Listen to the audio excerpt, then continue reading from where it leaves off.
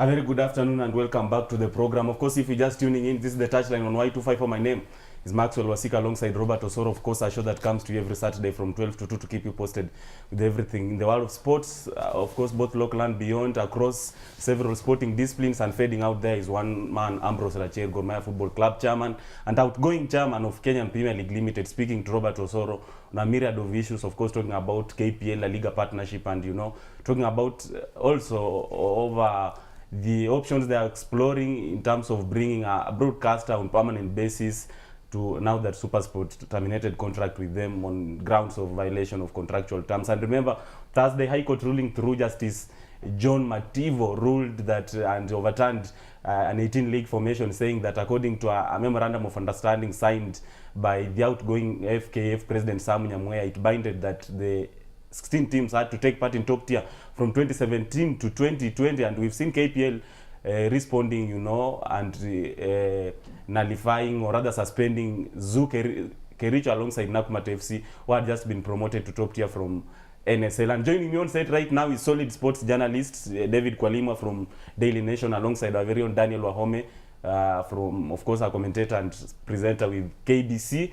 To dissect about what's happening in the world of football, of course, locally, paying much attention to Kenyan scene. David, what do you think about the ruling and what are the effects of the same? Yeah, the ruling basically, in a nutshell, goes on to, it's a perfect case study of why sports disputes should be handled by the Sports and Disputes Tribunal and not the commercial courts. That's if you wanted a best possible example as to why that should be the case, you have to look at this ruling. Because yes, the ruling is valid, it makes sense. It says there is an agreement that should be followed to the later. But when you look at it, most probably it's been made by somebody who doesn't understand sports. Because it's been overtaken by events by almost 6, 7, 8 months. Yes. And it brings the whole football situation right now in a big mess, because we have to talk about do the points be deducted? What happens to Nakumatt? Are they going to compete in the second tier, which is almost getting finished as it stands right now? Are they going to get back to the Kenya Premier League? If they are going to be readmitted after 2 months, what happens then? There's a lot of mess that has been brought about by this ruling, which is valid. Daniel Wahome, of course, now that Zoo Kericho and Nakumatt FC, which had been promoted to top tier, have been suspended, what do you think of the future of the two teams which had just made their debut in the top tier and probably looking forward to some good performance? I won't first talk about the future. I'll talk about the past. What the judgment in effect means is that Zoo Kericho and Nakumatt FC have played 25 friendly matches each. That's how I can summarize it. I mean, the year in football has totally been wasted. So where do they fall? Their points in the KPL don't matter anymore. They are not active in the National Super League, so their points can be transferred, because if you go through the judgment, it keeps referring to sporting criteria. So where do they fall? So for these people, they've played 25 matches. What's the cost? Just divide the match. They've played 17 matches, the first leg matches, and another 8. So on average, they've played 12 away matches. So what's the cost involved for these two teams? Consider Nakumatt, it's a Nairobi-based club. So for them, the cost is lower. But what about Zoo Kericho? The closest team that they can play against is probably Muhoroni Youth, if you have to look at it geographically. So it's a very heavy cost for them. And for these young men, I mean, for the two clubs, the owners, what does it mean at the end of the day? We know what's happening with the parent company of Nakumatt. But for Zoo Kericho, it's a total community club. How do you explain now to these people what this judgment means? I mean, there is a lot to it, that the fact that it stuck to that letter of the law that says sporting criteria, existence based on sporting, promotion based on sporting criteria, then it's a crazy thing.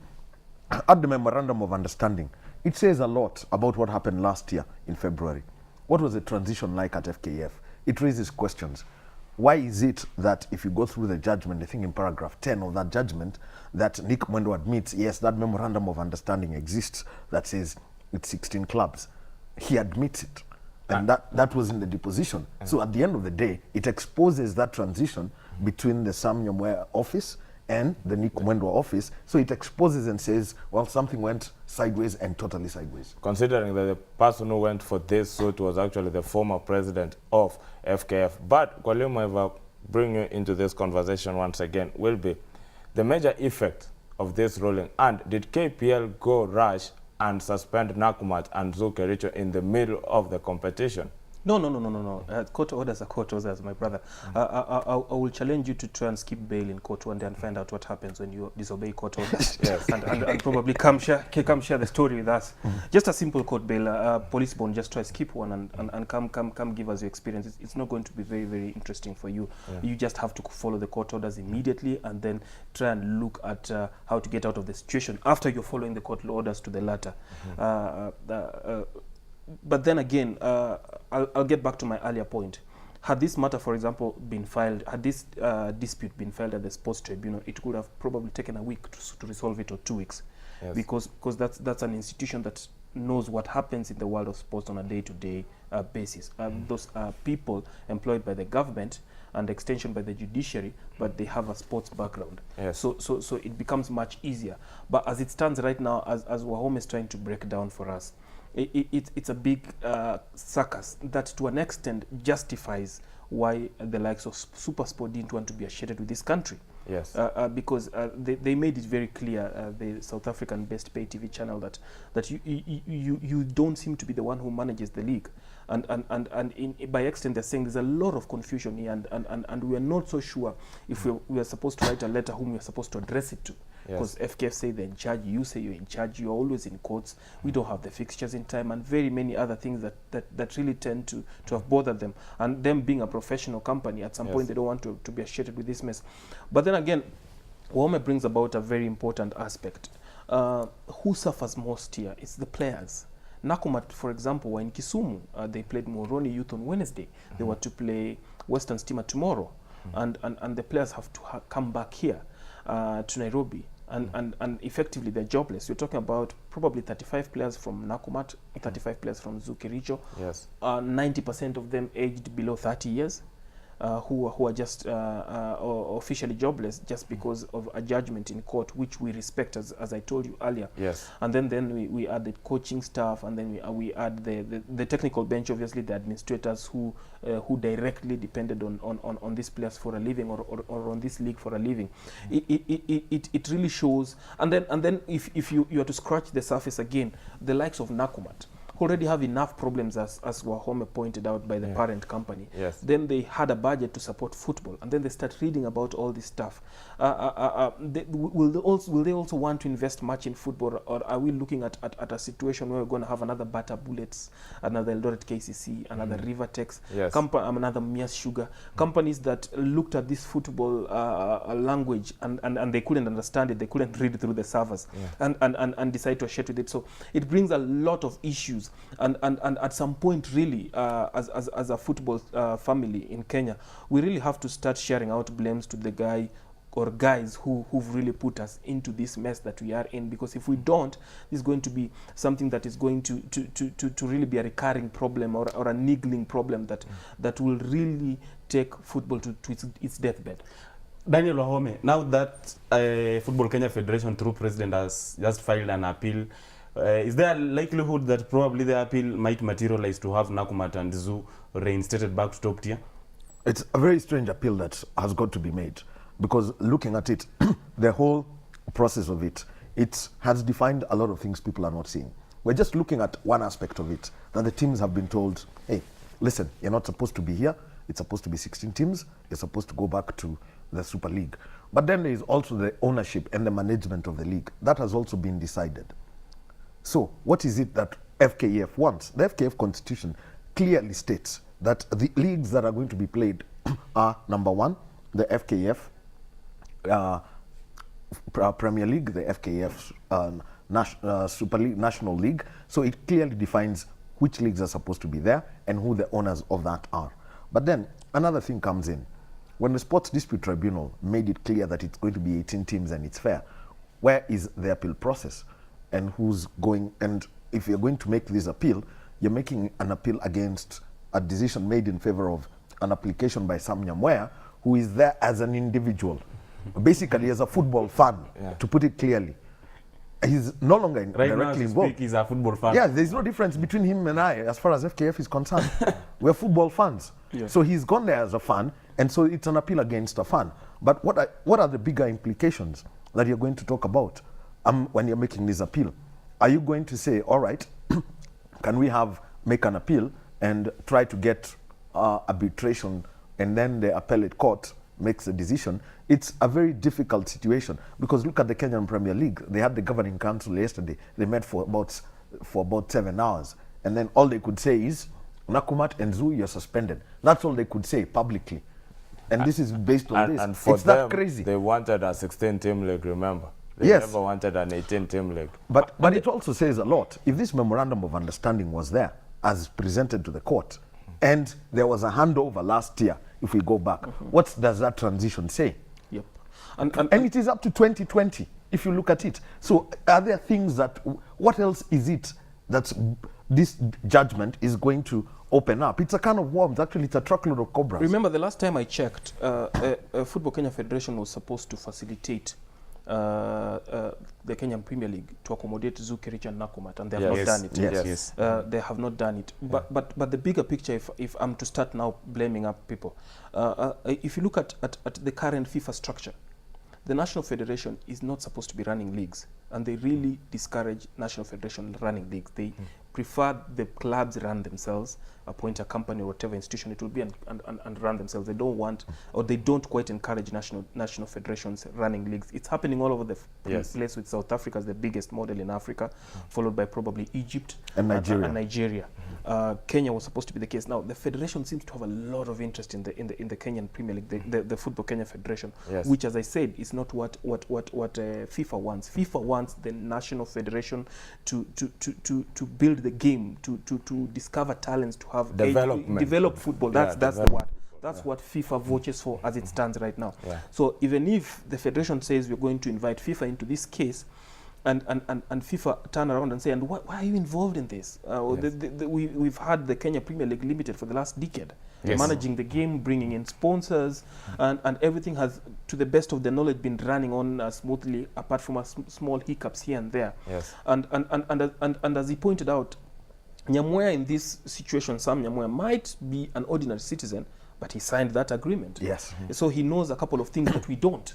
And as it gets to that, if Football Kenya Federation go on to appeal, I believe they're just bringing in very many problems. Considering again, FIFA doesn't want sports disputes to go to the judicial system. They want to be handled in-house in the sports disputes tribunal. Are we going to see another case where now FIFA is coming in and say, we don't want, they are going to ban Kenya because now you are dealing with sports in a judicial matter? It's a possibility. It could get to that. It could get to that if there's another case in court, which FIFA doesn't quite want. But working backwards, looking backwards, if you're to put everything in one pot and try and make sense out of it, it was completely unnecessary for how Football Kenya Federation got itself in this tangle.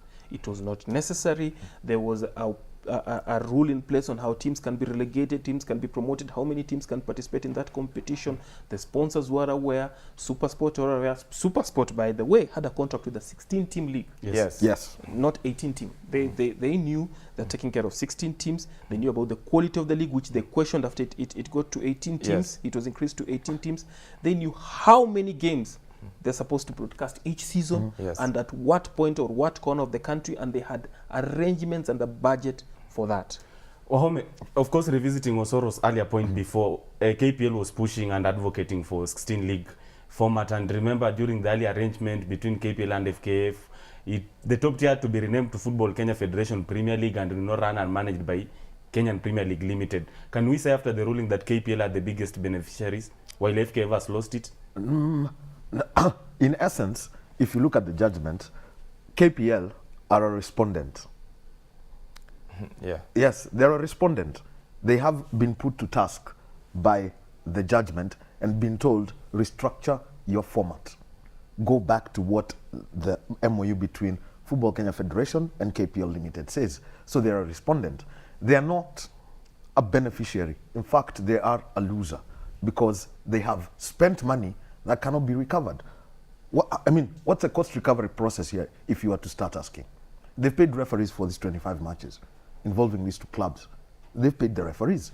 Number two, they've put up advertising. Some of their matches have been broadcast. People have gone all around. The amount of administrative costs involved, things we don't see, league planning, hiring of the grounds, paying for that. So it's a cost to them. So for the KPL, all the most they can do as people who run the league, they're basically the managers of that league, the most they can do is comply. And in this case, they've lost. And it's a company that's the league management company. It's one that's under financial pressure. They don't have the kind of TV money that they had previously. Their league sponsors are there and they're looking at it. I mean, you are running a feature about the tax on betting and all that. They're hanging around here. Documents that have come out, the financial statements from the year 2016, they show that this company is actually getting into shareholders' funds. They don't have reserves. So we're talking about a firm that's been put really in a tight spot. And FKF was supposed to be paying for the cost of these 4 teams who are coming up in the Premier League that were not there before. Teams like Zokerich and Nakumat, those costs were supposed to be put there by the Football Kenya Federation, which we have not sure if they have done so. I don't think they've done so. They were putting, what, 20-something, something close to 30 million shillings to fill in the gap. And that money was supposed to have been paid by the end of April. That we got. Yeah. We got to know.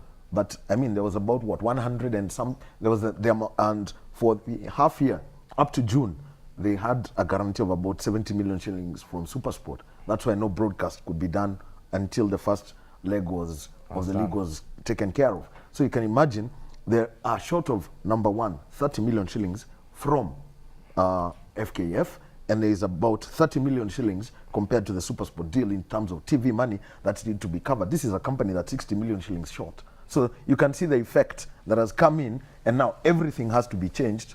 Number two, now that these clubs have been suspended, supposing at the end of it all they're thrown out of the league, the amount of money that they had received, the grants that they were to receive, which is about 8 million shillings each. And it could get murkier because Zuka and Nakumat could opt to sue FKF. Yes. They could opt to sue FKF and say, listen, you have wasted our time, you have wasted our resources, you've wasted our finances, so you have to pay us. Yes. Because we're no longer in this league and you told us we are supposed to play in this league. But let's look at it again about or on how everybody is affected. We're supposed to, for example, this is a sports show. We're supposed to be discussing Harambee Starlets in Zimbabwe today. Yes. We're supposed to be discussing... Honestly, we're supposed to be talking about who's the under-20s against Ethiopia. Yeah, we're supposed And to the Berlin talk Marathon about tomorrow. Berlin Marathon, the Chan.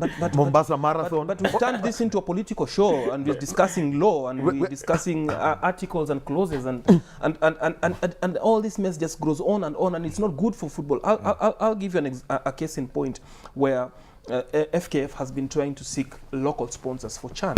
Yes. And each office they go to, they're told, listen, from the media reports we have and from the little research we have, firstly, not everybody in the country who's supposed to be supporting you is supporting you.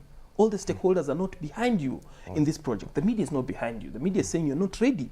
They're saying venues are not ready. They're looking at some of the images in the newspapers and the internet and on TV, and they're saying, you don't seem to be anywhere near ready. You don't even seem to be 20%. Why do you want me to get into this bandwagon and support you into a project that is nowhere near ready?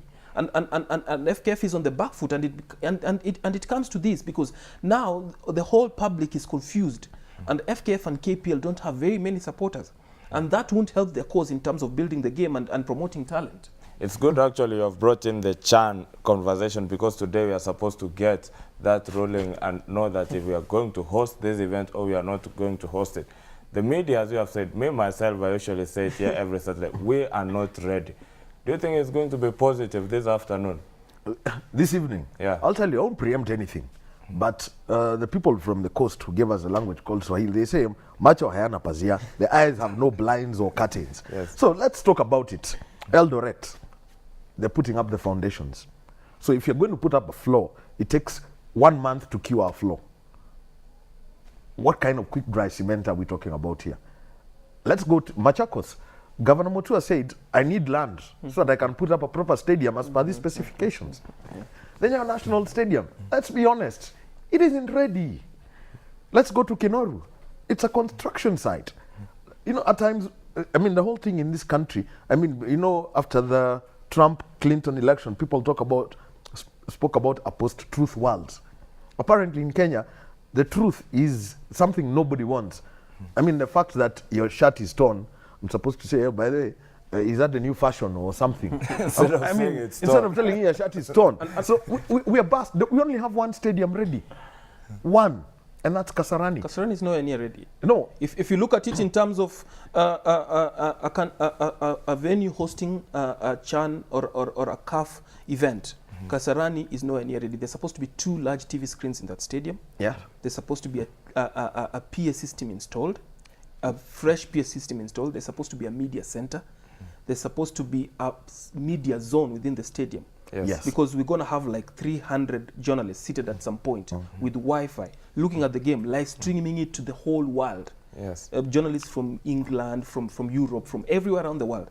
Kasarani is nowhere near No, wait, ready Kwaliwa, as it stands right this now. is- From what I've seen. No, wait, after CAF Despite events. successfully hosting IAAF, No, wait. After the inspection tour, the only ground they said, they went through the entire stadium, Kasarani, and said, this is exactly what we want. For example, the media tribune that was used for the Under-18 championships is at the finish line. That's a design for athletics. The good thing is, it's not a permanent structure. It's semi-permanent. So all they said, move it here.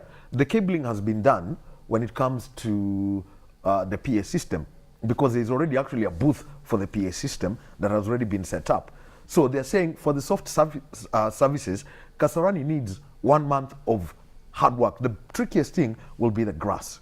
That's and the as grass. you always put it, stadium is not all about playing surface. Of course, it's a quality and candid conversation we're having on the touchline. Y254 12-2 Maxwell Wasika and Robert Osoro taking you through having people who form an integral part as far as sporting journalism locally is concerned. They have covered several local and international sports. David Kwaliwa from Daily Nation alongside Daniel Wahome, very own from KBC, joining us to dissect about the court ruling and, you know, the expectations as far as Accra special meeting is concerned this evening. Confederation of African meeting will be underway this evening to name Kenya, or probably otherwise if they will host China tournament marked for early next year, starting 12th January, 3-week competition meant for local based players, and Kenya being represented in Ghana by Football Kenya Federation President Nick Mwendo, event director Albert Machiro alongside PS Sports Arts and Culture Peter Kaberia.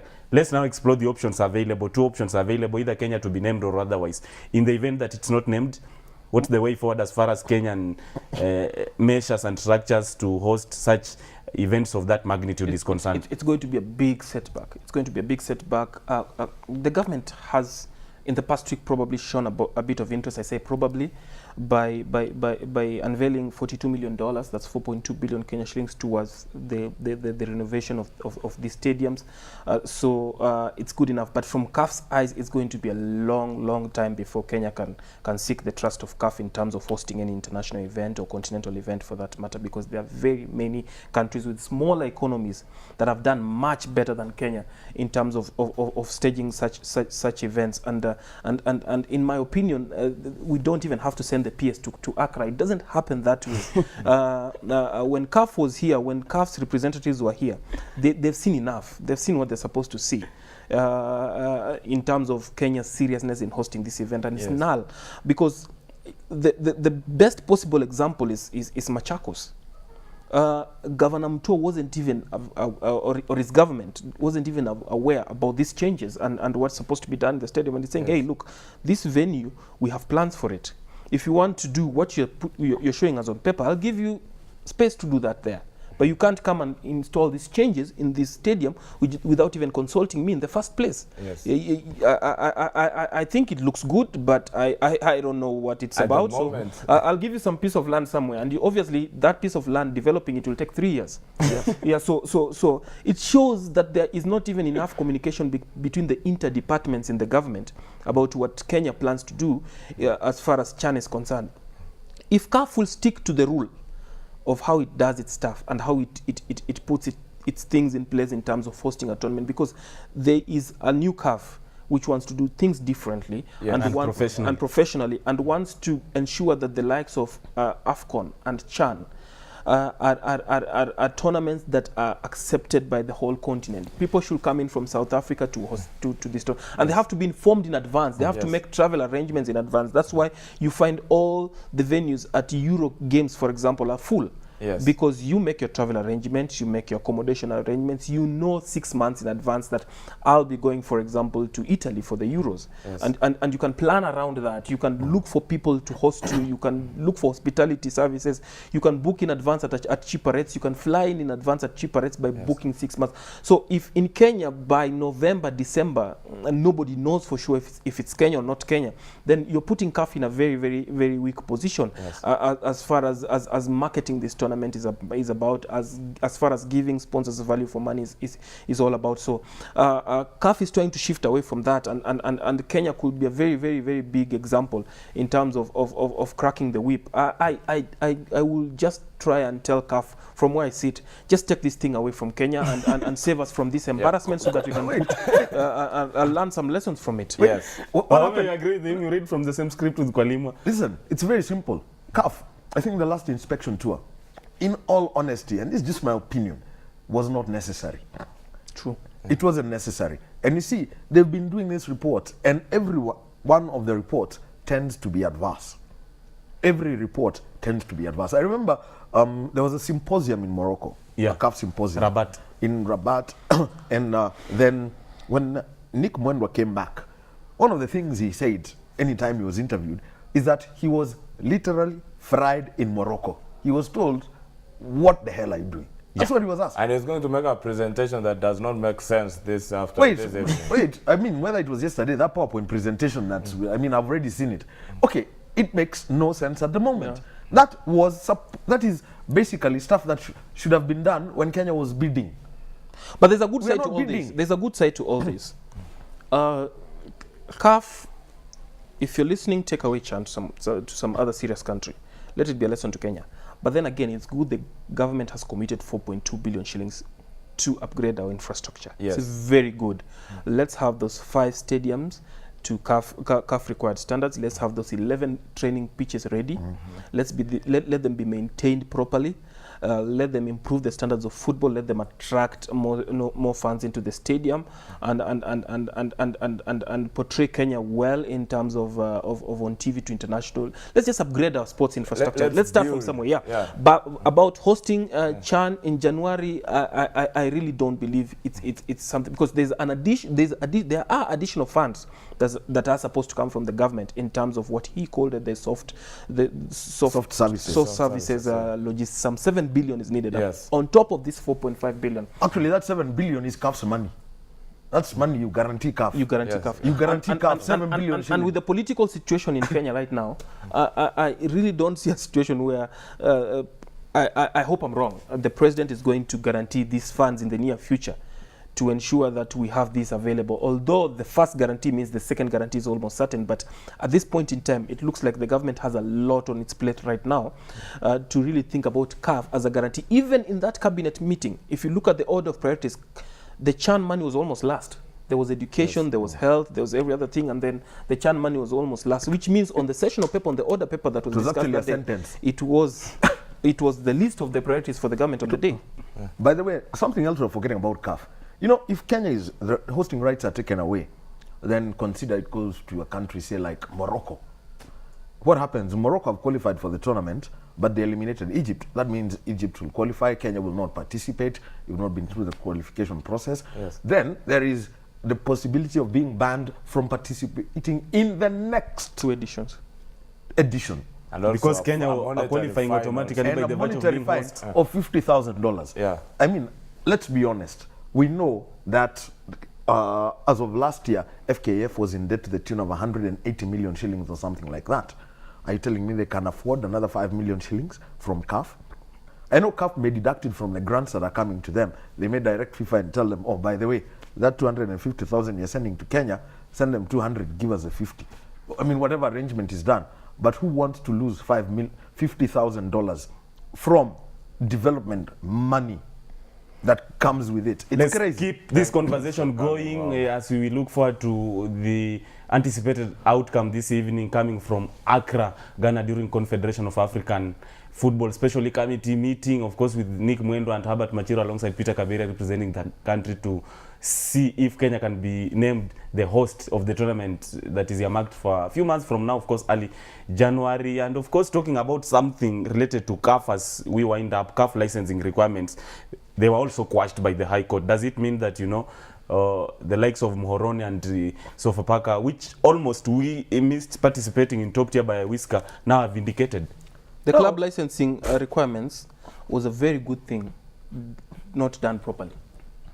CAF directed Football Kenya Federation that any team from your country competing in our competitions, inter-club competitions, in this instance the CAF Champions League and CAF Confederation Cup, should meet these requirements.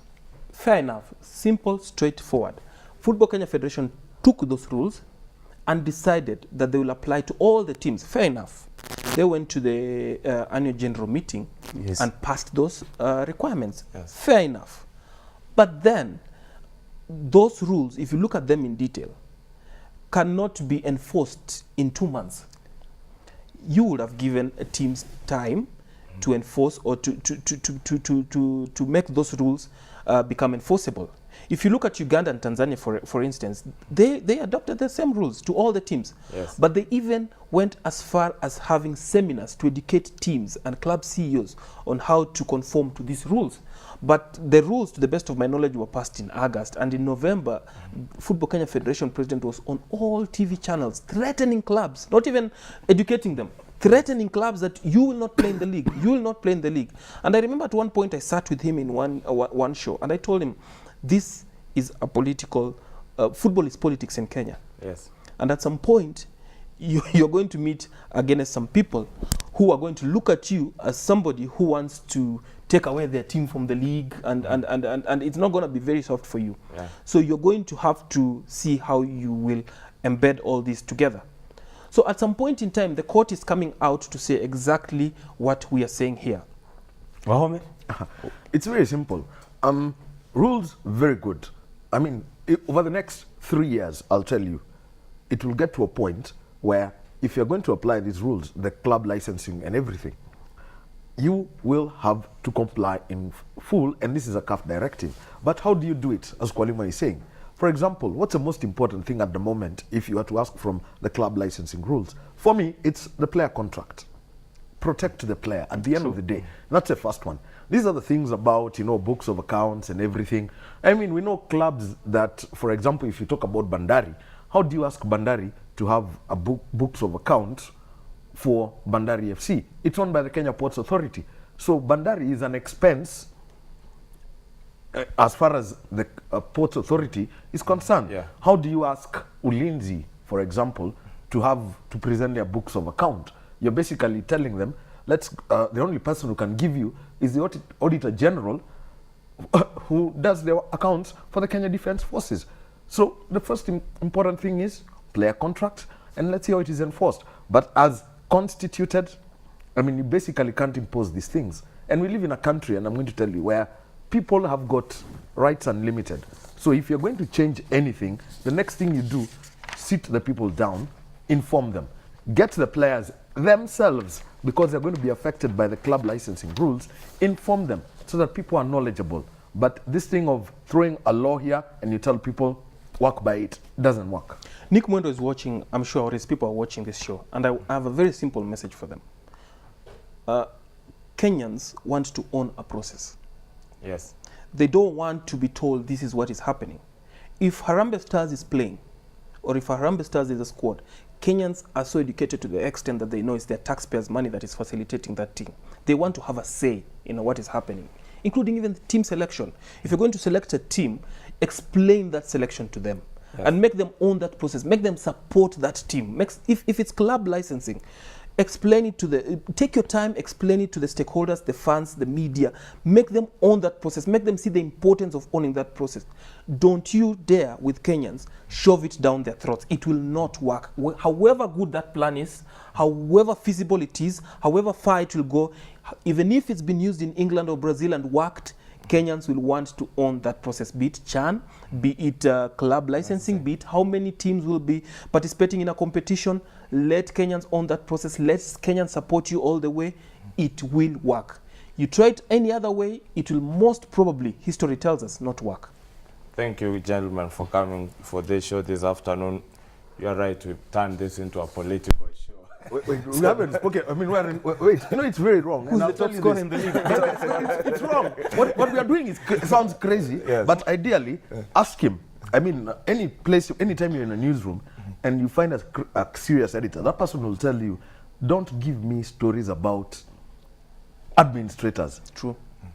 These are people just running it, Yeah. unless there's I mean, they're making a big announcement like, yeah, Chan, we are ready. That you can carry. But I'm supposed to be talking today about Michael Eliud Olunga Kipchoge, playing against Michael Barcelona. Olunga playing against Barcelona Barcelona. tonight. Yes, I'm supposed to be talking about the under-20 team playing against Ethiopia. Andrew Amonde playing for KCB at the In the Prince 7. I'm supposed to be talking about the Mombasa Marathon. Somebody who is going to defend his title.